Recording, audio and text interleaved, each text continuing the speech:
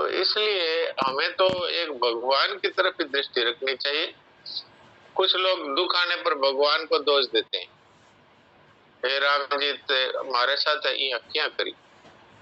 तो ये नहीं समझते कि ये राम जी ने नहीं किया है, ये तो तेरे किए हुए कर्मों का फल ही है जो तू भोग रहा है।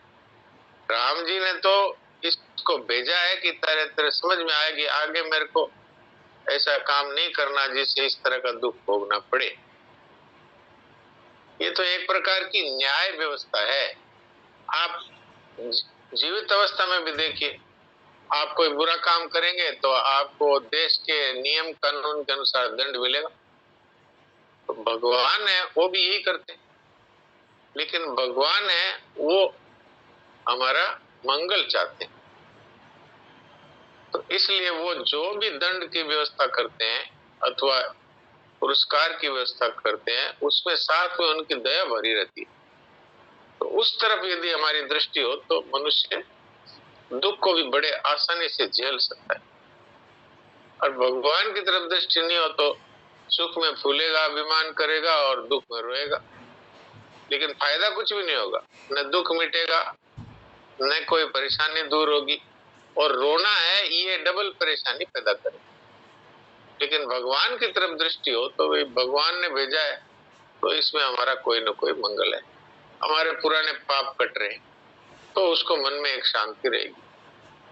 संत महात्माओं के जीवन में भी ऐसी परिस्थितियां आती है, लेकिन वो हंसते हंसते उसको कैसे सहन कर पाते हैं कि उनकी दृष्टि भगवान पर रहती है कि भगवान का भेजा हुआ है, ये मेरे प्यारे का भेजा हुआ है। तो वो उसको मिटाना नहीं चाहते, वो ये कहते हैं जो आपने भेजा है वो हमारे लिए मंगल है। तो हम सबको भी इस बात पर विचार करना चाहिए। अब आज की कहानी कौन कहेंगे, सोहन जी कहेंगे कि राम नारायण जी कहेंगे? जो भी कहें वो हैंड रेज कर दें तो बड़ा अच्छा होगा।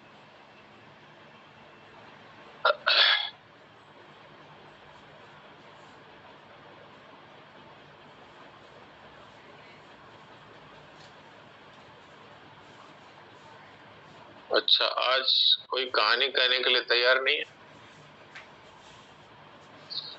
राम नारायण जी नहीं है क्या? सोहन जी तो दिख रहे हैं।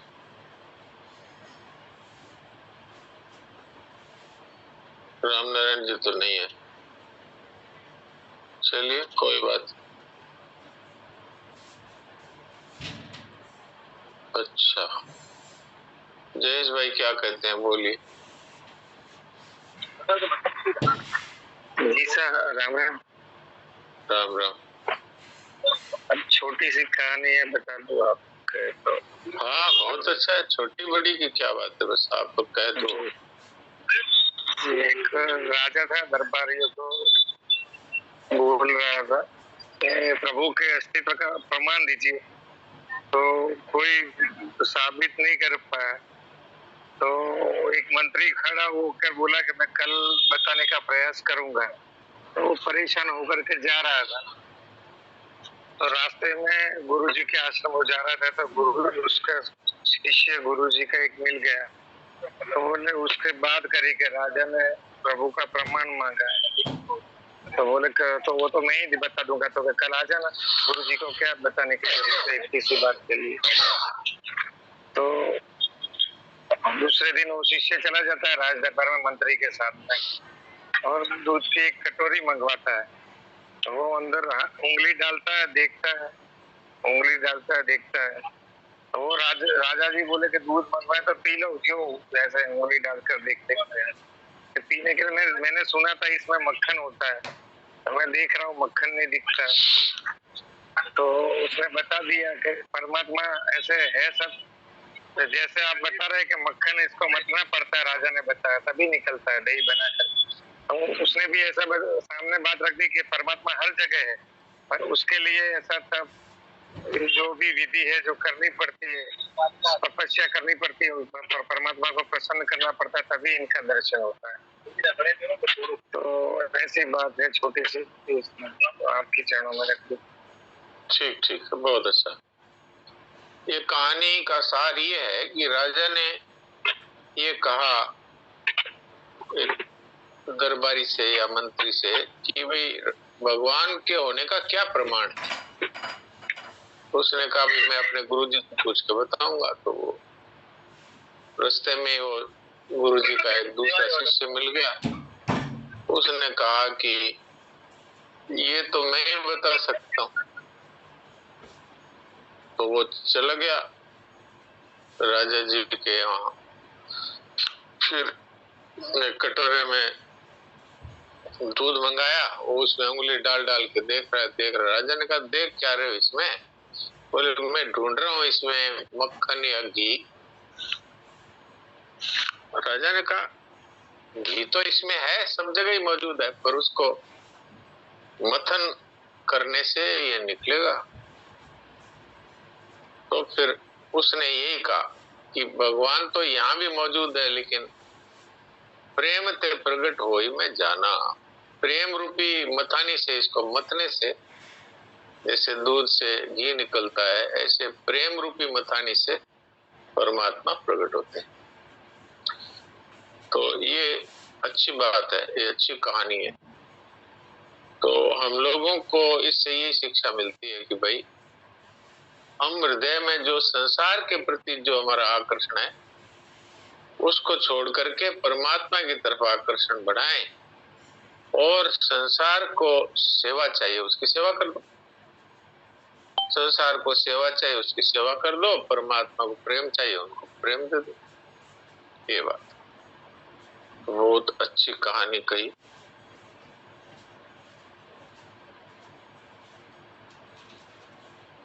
तो अब मैं देवकी जी को अनम्यूट करता हूँ। किसी का कोई प्रश्न है तो वो भी कर सकते हैं।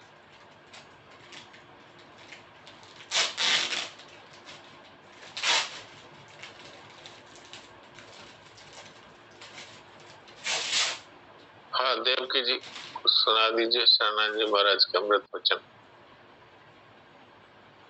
नारायण नारायण नारायण नारायण नारायण नारायण। तो बात चल रही थी कि सत्संग का क्या अर्थ है। हाँ जी। सत्संग जो वास्तविक रूप है उस पर विचार करने से मालूम होता है कि सत्संग का अर्थ है एका संग, है संग जो मौजूद है, जो विद्यमान है, जो प्राप्त है, उसका संग जी जी का संग है। एका संग करने के लिए कोई श्रम अपेक्षित नहीं है। श्रम नहीं करने के लिए आवश्यक कार्य को पूरा करना, अनावश्यक कार्य का त्याग करना ये आवश्यक है। अब ये एक बहुत जरूरी बात आपने अभी बताई। ये बहुत जरूरी बात है। बहुत से लोग ये कहते हैं कि बार बार कहा जाता है भाई मूक सत्संग करो, मूक सत्संग करो। मूक सत्संग का मतलब है कि किसी प्रकार का चिंतन मत करो। तो कोशिश तो करते हैं हम लोग, लेकिन जब बैठते हैं चिंतन रहित होने के लिए तो संसार की बातें, उसका चिंतन जोर से आता है। तो जब ये सोचते हैं कि अभी चिंतन नहीं होना चाहिए, तब चिंतन अधिकता से होता है। तो ये समस्या सुलझती नहीं। बहुत से भाई बहन तो अचिंत्य होकर के बैठते हैं तो नींद आ जाती है, अथवा बहुत सारे चिंतन आने लगते हैं तो वो झुंझला करके छोड़ देते हैं, बोले पार कौन पड़े। तो यहाँ उपाय बताया अभी स्वामी शरणानंद जी महाराज ने। अगर आपको विश्राम चाहिए, विश्राम का अर्थ होता है शांत। भाई आप बैठे हो आंख बंद करके चिंतन रहित होने के लिए, लेकिन आ रहे हैं बस विचार आंधी की तरह, अब वो रुकते ही नहीं। तो इसको कहते हैं ये विश्राम की स्थिति नहीं। आपने बाहर का काम तो छोड़ दिया, बाहर के सारे काम छोड़ करके और आसन लगा के बैठ गए, आंख बंद कर लिया। लेकिन अब अंदर का जो आंधियां चल रही है विचारों की, वो आपको नहीं छोड़ती, तो विश्राम तो नहीं मिला। विश्राम किसको कहते हैं कि बाहर की क्रिया भी नहीं हो और अंदर का चिंतन भी नहीं, ये है विश्राम की स्थिति। तो वो विश्राम कैसे मिले, इस पर अभी देवकी जी ने जो सनातन जी महाराज की बात कही वो बहुत महत्वपूर्ण है। एक बार फिर मैं कहता हूं, विश्राम से परमात्मा की प्राप्ति होती है। विश्राम से अपने आप को पहचान सकते हैं, अपने स्वरूप की प्राप्ति होती है। विश्राम से आत्मज्ञान होता है। पर वो विश्राम कैसे मिलता है कि आवश्यक कार्य को पूरा करें और अनावश्यक कार्य का त्याग करें। अब इसके बारे में सोचना पड़ेगा कि आवश्यक कार्य क्या है और अनावश्यक कार्य क्या है। आवश्यक कार्य तो वो है कि जो करना चाहिए और जिसको हम कर सकते हैं। दो बातें आवश्यक कार्य, जिसको करना चाहिए और जो हम कर सकते हैं, ये आवश्यक कार्य। आप कहेंगे फिर उदाहरण से बताइए। उदाहरण से ये बात है, जैसे किसी खेती करने वाले को खेती का कार्य अवश्य करना चाहिए और अनावश्यक कार्य क्या है कि किसी भी प्रकार का पाप, झूठ, कपट, चोरी, बेईमानी, ये नहीं करे। तो अनावश्यक कार्य क्या हुआ, जो नहीं करना चाहिए, और ऐसा भी अनावश्यक कार्य होता है जो हम नहीं कर सकते। नहीं कर सकते वो भी अनावश्यक कार्य है। आपको कोई कह दे कि ये बहुत बड़ी गोदरेज की अलमीरा है, आप उठा के ले आओ, तो अब आप उसको उठाने की कोशिश करेंगे तो अनावश्यक कार्य है। आप यही कह सकते हैं भाई ये मेरे लिए संभव नहीं। तो जो नहीं कर सकते और जो नहीं करना चाहिए, झूठ, कपट, चोरी, बेईमानी, हिंसा, ये नहीं करनी चाहिए, तो वो अनावश्यक कार्य। जो नहीं कर सकते उसको करने की कोशिश करना भी अनावश्यक कार्य।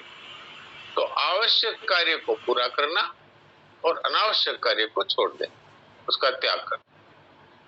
तब आपकी जो ये विचारों की आंधी है, जो शांत होने की कोशिश करने के समय जोर से आती है, ये रुक जाएगी। क्योंकि वास्तव में तो हमने जो पाप किए हैं वो याद आते हैं, अथवा जो हमने भोग किए हैं वो याद आते हैं। तो हमने अनावश्यक कार्य किए हैं वही तो याद आते हैं, या फिर कोई आवश्यक कार्य करना था वो हमने किया नहीं तो उसकी याद आती। भाई हमने पिताजी को सुबह प्रणाम करना था, उन्होंने जो आज्ञा दी थी वो कार्य करना था, हमने किया नहीं तो अब उसकी याद आएगी। और या हमने वो कार्य किया जो उन्होंने मना किया था, तो वो बार बार चिंतन आएगा, हमने ऐसा किया है, कहीं पकड़े गए तो मुश्किल, पता लग गया तो मुश्किल। तो अनावश्यक कार्य करेंगे तो चिंतन रहित नहीं हो सकते, और आवश्यक कार्य जो करना था वो नहीं किया तो भी चिंतन रहित नहीं हो सकते। तो अब कुश्ती लड़ने की जरूरत नहीं कि भाई विचारों को रोक दो, आंखें बंद करके रोक लो, किसी तरह रोक लो, वो रुकते नहीं। क्योंकि अनावश्यक कार्य किए हुए वो याद आते, पाप किए हुए याद आते, और आवश्यक कार्य जो नहीं किया वो भी याद आता है।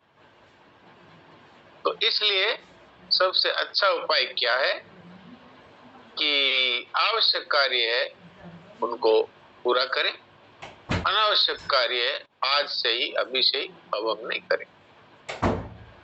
तो बुराई का त्याग और सही कार्य को बिना फल की इच्छा के कर देना, ये अगर आज से हम शुरू कर दें तो अब नए विचार तो बनेंगे नहीं, और पुराने विचार है वो तो जो उत्पन्न हुआ उसको नष्ट होना ही है, वो अपने आप नष्ट हो जाए।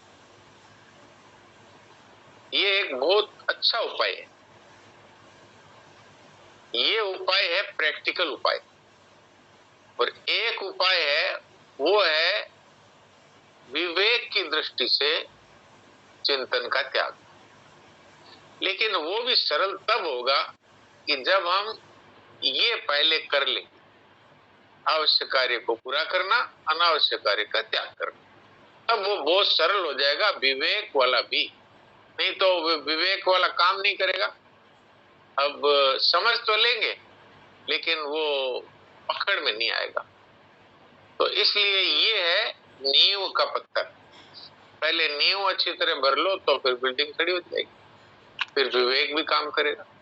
अच्छा, मैं विवेक की बात तो बता देता हूं कि किस तरह से विवेक के द्वारा भी मनुष्य शांत हो सकता है, विचार रहित हो सकता है, चिंतन रहित हो सकता है, विश्राम को पा सकता है। वो कैसे? वो ऐसे है कि जितने भी चिंतन आते हैं हमारे जीवन में, वो चिंतन कहाँ आते हैं? वो आते हैं मन में। हम में आ नहीं सकते, क्योंकि हम तो हैं परमात्मा के चेतन अंश, सच्चिद आनंद घन है। घन उसको कहते हैं कि उसके अंदर कुछ भी प्रवेश नहीं कर सकता। तो हम सत घन है, अर्थात चेतन है, सदा रहने वाले। चिद घन है, अर्थात ज्ञान से परिपूर्ण है। और आनंद घन है कि अर्थात हमें दुख प्रवेश नहीं कर सकता। ऐसा हमारा स्वरूप है। तो अब चिंतन मन में हो रहा है। अब मन हम थोड़ी है, मन तो संसार की वस्तु है, शरीर भी तो संसार की वस्तु है, ऐसे मन भी संसार की वस्तु है। तो अब संसार में कुछ हो रहा है तो आपका उससे क्या लेना देना है?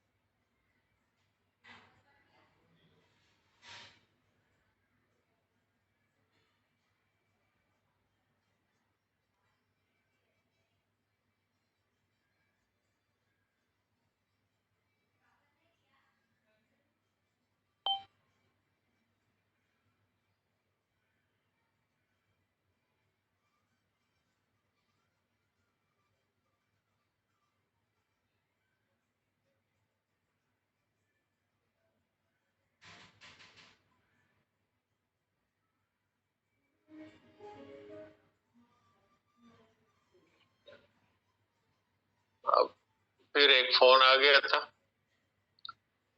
तो जैसे भगवान की इच्छा होती है उसी में अपनी इच्छा मिलाना है। उनकी इच्छा है कि भाई कोई बात कर रहा है, बात करो, तो करना ही। तो बात ये चल रही थी, विवेक पूर्वक चिंतन का कैसे त्याग करें। तो उसके लिए नींव तो वही है, आवश्यक कार्य को पूरा करना, अनावश्यक कार्य को त्याग करना। लेकिन विवेक किस प्रकार कार्य करता है वो मैं बता रहा था। मन है, वो है शरीर का एक हिस्सा, और शरीर है वो संसार का एक हिस्सा। तो यदि हम मन को मेरा ऐसा मानते हैं तो फिर उसमें जो कुछ भी हलचल होगी वो अपनी ही हलचल मालूम पड़ेगी, तो हम परेशान होंगे। लेकिन अगर उस मन को हम संसार का है ये स्वीकार कर ले, तो संसार में कितनी हलचल होती है उससे आपको कोई तकलीफ है? संसार में कहीं आग लगती है, कहीं वर्षा होती है, कहीं पर हिंसा होती है, कहीं पर यज्ञ हो रहा है, आपको क्या फर्क पड़ता है? नहीं पड़ता। क्यों नहीं पड़ता? कि हमारा नहीं है। ऐसे ऐसे यदि हम मन को हमारा नहीं है इस तरह स्वीकार कर लें, ये तो संसार की वस्तु है, ये शरीर पूरा ही संसार की वस्तु है, तो मन क्या अलग थोड़ी है, वो संसार की वस्तु है। चिंतन है वो हम में प्रवेश ही नहीं कर सकता, क्योंकि हमारा स्वरूप है सच्चित आनंद, उसमें कुछ भी प्रवेश नहीं कर सकता, कोई क्रिया कोई चिंतन आ ही नहीं सकता। तो हमारे में चिंतन आया नहीं, वो मन में आया है, वो मन संसार में है, तो संसार में ही परिवर्तन हो रहा है, तो हमें कोई मतलब। ये है विवेक पूर्वक चिंतन से पीछा छुड़ा। तो अब ये दोनों बातें आपको बता दी। तो ये मूक सत्संग है, ये है विश्राम, और विश्राम जिसको प्राप्त हो जाता है उसके जीवन से सब प्रकार के दुख चिंता भय शोक जलन मिट जाते हैं, और उसको अपने आत्मा के स्वरूप का अनुभव हो जाता है, और उसका जन्म मरण नहीं होता, और इससे आगे उसको परमात्मा के प्रेम की प्राप्ति होती। तो ये एक तरीका है। तो मैंने आपकी सेवा में इसलिए रख दिया कि शरणानंद जी महाराज की वाणी है ना, ये बहुत गूढ़ है, इसका अर्थ यदि नहीं समझा जाए तो ये पकड़ में नहीं आती। जैसे ये वाक्य है, ये आवश्यक कार्य को पूरा करना और अनावश्यक कार्य का त्याग करना। अब इससे बताइए, अब कैसे समझेंगे क्या आवश्यक कार्य है क्या अनावश्यक कार्य है, पता नहीं। और विश्राम की प्राप्ति जरूरी है, तो विश्राम के लिए ये जरूरी है कि अनावश्यक कार्य का त्याग कर दें और आवश्यक कार्य को पूरा कर दें। तो इस पर मैंने आपकी सेवा में ये बात रख दी। अब देवकी जी, अब तो समय होने वाला है, और कुछ आपको अगर बोलना हो तो एक वाक्य बोल दीजिए। हाँ, इससे सिद्ध ये हुआ कि प्रत्येक भाई बहन कार्य के आरंभ से पूर्व और कार्य के अंत में बड़ी ही सुगमता पूर्वक सत्संग कर सकते हैं। हाँ, ये सत्संग क्या है? सत्संग का अर्थ है अपने आप में स्थित होना, यानी अपना जो आत्मा है उसके साथ अपनी एकात्मता का अनुभव करना, ये सत्संग। और संसार जो असत है उसके साथ अपनी एकता का अनुभव करना, ये असत संग है या कुसंग है, यूं कह सकते हैं। तो अब समय हो गया, कुछ सेकंड बचे हैं, इसलिए थोड़ी देर के लिए चिंतन रहित हों और अपने अंदर ही परमात्मा का अनुभव करें।